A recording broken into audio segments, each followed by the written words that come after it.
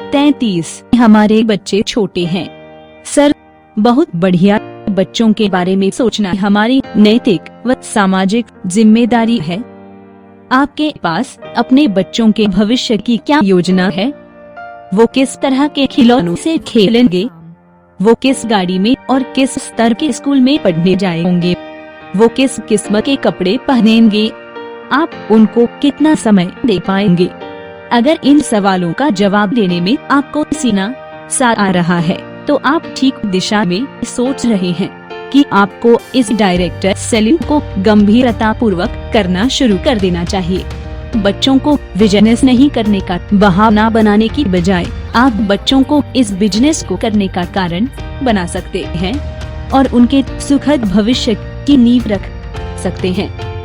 आखिर माँ बाप बच्चे के लिए क्या नहीं कर सकते, और आप ये साधारण सा बिजनेस करने से डरते हैं जो उस बच्चे को हमेशा के लिए आराम देने वाला है।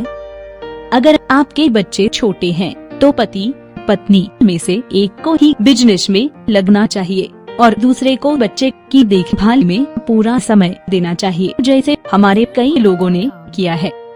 इसलिए भगवान ने बच्चे के पीछे माँ और बाप दोनों को रखा है ताकि एक उसका लालन पालन करे व ख्याल रखे तथा दूसरा उसको सपनों की जिंदगी जीने में सक्षम बनाने के लिए एक लगातार आते रहने वाली आमदनी को पैदा कर सके।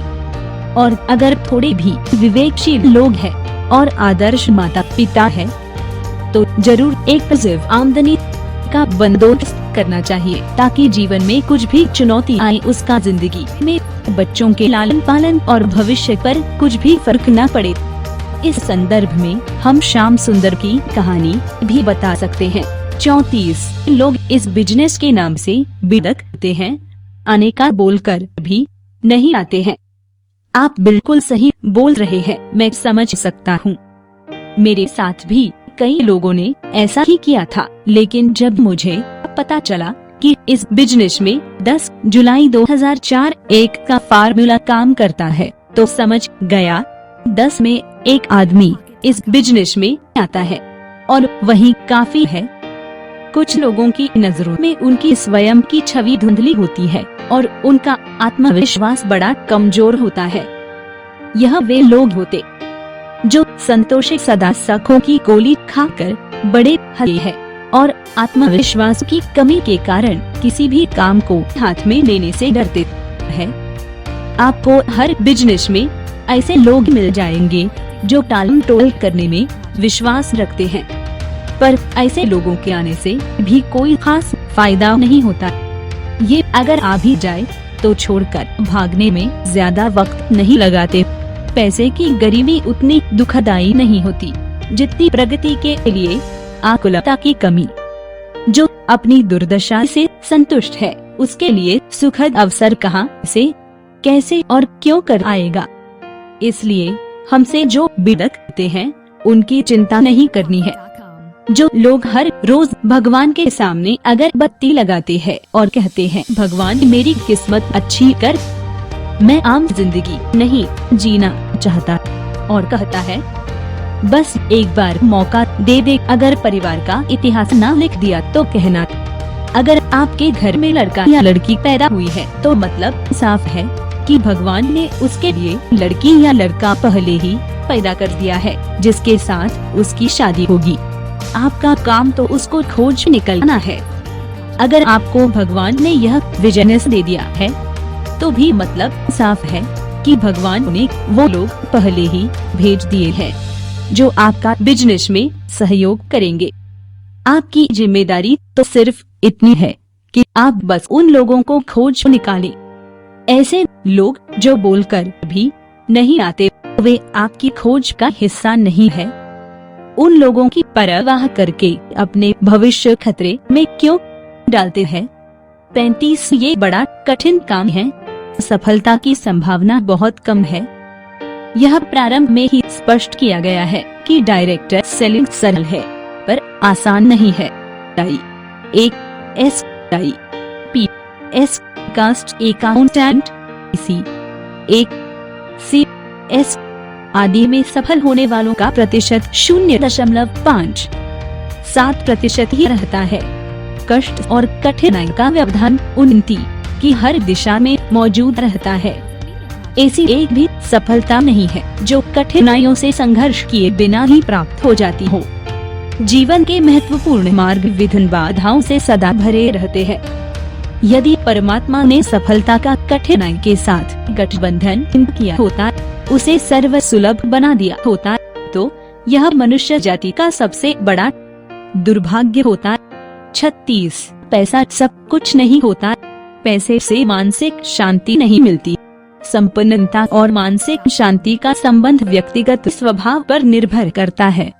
पैसा पानी की तरह है, जिसमें मिलाओ वैसा ही रंग हो जाता है। दूध में मिलाओ दूध जैसा, शराब में मिलाओ तो शराब जैसा। ये केवल भ्रांति मात्र है कि पैसा लोगों का दिमाग खराब कर देता है और उसे घमंडी बना देता है। ऐसा कुछ भी नहीं है। क्या अपने आप में एक ऐसी चीज है जो मनुष्य को उसकी प्रवृत्ति के अनुसार कार्य करने की क्षमता बढ़ाता है? अगर अच्छी प्रवृत्ति है तो वह और अच्छा बन जाता है, और अगर बुरी प्रवृत्ति है तो और बुरा बन जाता है। दूसरी बात, बहुत सारे गरीब लोगों को भी मानसिक शांति प्राप्त करने के लिए धनन सेठ होना जरूरी नहीं है, लेकिन पैसे की कमी के कारण आप ऐसे तत्व से वंचित रह जाते हैं जो जीवन को रंगीन बनाते हैं। पैसे से खुशी नहीं खरीदी जा सकती, लेकिन सुविधाएं जरूर कम की जा सकती है। यदि आपको हर समय यह चिंता सताती रहती है कि डॉक्टर की फीस कैसे अदा की जाएगी, किताबों और स्कूल की फीस कब तक दी जा सकेगी, बिजली या फोन का बिल कम से आए, क्या इस साल भी घर की पताई नहीं हो पाएगी, तो आपका मन कैसे शांति का अनुभव कर सकता है? अगर पैसों की कमी के कारण आपको गंदी बस्ती में रहना पड़ रहा है और आपको यह चिंता लगी रहती है कि इस वातावरण का मेरे बच्चों पर क्या असर पड़ेगा, तो आपको मानसिक शांति कैसे मिल सकती है? संपन्न लोग मानसिक शांति के साथ जीते हैं, पर अगर व्यक्ति की मुख्य चिंता यह हो जाए कि संपन्नता की रक्षा किसी भी तरह की जाए, तो मानसिक शांति गायब हो जाती है। मनुष्य संपत्तियों से नहीं वरन अपने विचारों एवं नजरिए के कारण ही शांत और सुखी रह सकता है। गुण, कर्म और स्वभाव को उच्च स्तरीय बनाए बिना, कर्तव्यों को आनंद पूर्वक निभाए बिना प्रधुर संपत्ति प्राप्त कर लेने पर भी चैन से नहीं रहा जा सकता। व्यक्ति की अंत चेतना अगर निकृष्ट स्तर की रहे तो कुबेर जैसा धन और इंद्र जैसा वैभव होते हुए भी उसे असम चेतना अगर निकृष्ट स्तर की रहे तो कुबेर जैसा धन और इंद्र जैसा वैभव होते हुए भी उसे असंतोष एवं विमोक्ष की ज्वाला से जलते रहना होगा। दरिद्रता या संपन्नता इससे तय नहीं होती कि किसी व्यक्ति के पास क्या है, बल्कि इससे तय होती है कि वह क्या है। यह बिजनेस आपको कितना धन देगा यह तय नहीं है, पर यह तय है कि इसकी शिक्षा से आपको हृदय की विशालता का आभास आपको हो जाएगा। इसका एजुकेशन सिस्टम बहुत शानदार होता है। यह बिजनेस आपके व्यक्तित्व को निखारेगा और आपकी विचार धारा को सकारात्मक और प्रगतिशील बनाएगा। इसमें किसी को भी रत्ती भर का संदेह नहीं करना चाहिए। बिल्कुल निरस एवं उपेक्षित हो जाती जो वस्तु जितनी कठिनाई से और जितना खर्च करके मिलती है वह उतनी ही आनंददायक होती है। प्रतिभा किसी पर आसमान से नहीं उतरती, वह अंदर से ही जागती है। उसे जगाने के लिए केवल मनुष्य होना ही पर्याप्त है। वह अन्य कोई प्रतिबंध नहीं मानती। वह सर्व गुणों को छोड़कर रैदास और कबीर का वर्ण करती है तो कभी सिद्धार्थ और महावीर जैसे राजकुमारों पर भी विराजती होती है। बलवानों सुंदरों को छोड़कर गांधी जैसे कमजोर शरीर और चाणक्य जैसे कुरूपों को वह प्राप्त होती है। उसके अनुशासन में जो आ जाता है वह बिना किसी भेदभाव के उसका वर्ण कर लेती है। और अब यह कठिन काम है, इसलिए तो इसे करना है, वरना आप अपने बच्चों को ICWA मेडिकल या इंजीनियरिंग कॉलेज में जाने के नाम से डरा क्यों नहीं देते किसी ने क्या खूब कहा है, अगर आसमान को जिद है बिजलियाँ यहाँ गिराने की, तो हमें भी जिद है आशियों यहाँ बनाने की। 37 इसमें आना था तो पहले आना था, जो पहले आ गए वो अच्छा कमा गए, अब इसमें कुछ नहीं रखा है, इसमें तो अब सैचुरेशन है। यह सारा बिजनेस प्रोडक्ट पर आधारित है, जिनकी संख्या समय के साथ बढ़ती है, अतः इसमें आने का सबसे सही समय अभी है। पहले आना था कहकर आप यह तो मान रहे हैं कि आप पहले ना आकर गलती कर चुके हैं, अब आप दूसरी गलती यह कर रहे हैं कि इसमें आने में देर कर रहे हैं। अगर आप अपनी जानकारी थोड़ा बढ़ाए तो आपको यह पता चल जाएगा कि नेटवर्क मार्केटिंग में ऐसा कई बार हुआ है कि नए एसोसिएट ने पुराने एसोसिएट को पीछे छोड़ दिया है। ऐसे भी नई एसोसिएट है जो बाद में आए, पर जिनकी आमदनी अपनी अपलाइन से बहुत ज्यादा है। इस बिजनेस में आपकी आमदनी आपके आने के समय से तय नहीं होती, बल्कि तय होती है आपकी लगनशीलता से तथा आपकी प्रतिबद्धता से तय होती है। यह कोई पिरामिड स्कीम या चेन सिस्टम नहीं है, अतः यह सोचना बिल्कुल गलत है। आप अपनी अपलाइन से ज्यादा नहीं कमा सकते हैं। यह सैचुरेशन की बात करते हैं। आज आपको हर हाथ में घड़ी दिखाई पड़ती है, तो क्या घड़ी से सैचुरेशन हो गया? हर घर में टीवी, फ्रिज, पंखे, साइकिल, मोटर साइकिल दिखाई पड़ती है, तो क्या इनसे सैचुरेशन हो गया? हर ऐसा नहीं है, क्योंकि उपभोक्ता शाश्वत है, अतः सैचुरेशन जैसी कोई बात नहीं है। 38 हम घर घर जाकर हाथ नहीं जोड़ सकते और न ही किसी का दरवाजा खटखटा सकते हैं। हम सेल्समैन जैसा काम नहीं कर सकते। सर, आप बिल्कुल सही बोल रहे हैं। पहले मुझे भी यही लगता था कि ये दरवाजे खटखटाने, घर घर जाकर हाथ जोड़ने का और सेल्समैन जैसा काम है, लेकिन जब उसकी विस्तार में जानकारी ली तो पता चला कि यह ऐसा कुछ नहीं है। यह तो बेहद पवित्र और नैतिकता का कार्य है। इसके माध्यम से लोगों को कुछ बेचने वाला या सेल्समैन नहीं बनाते हैं। इस बिजनेस में हम खुद भी एक बिजनेस लीडर की शिक्षा लेते हैं और दूसरे को भी एक सुलझा हुआ सकारात्मक जोशीले लीडर बनाने की शिक्षा देते हैं, जिससे उसका पूरा नजरिया बदलकर सारी दुनिया ही उसके लिए खुशनुमा हो जाए। सिचुएशन उसको प्रभावित ना करे, वह हर हालत में अपने आप को और आगे बढ़ाता ले जा सके।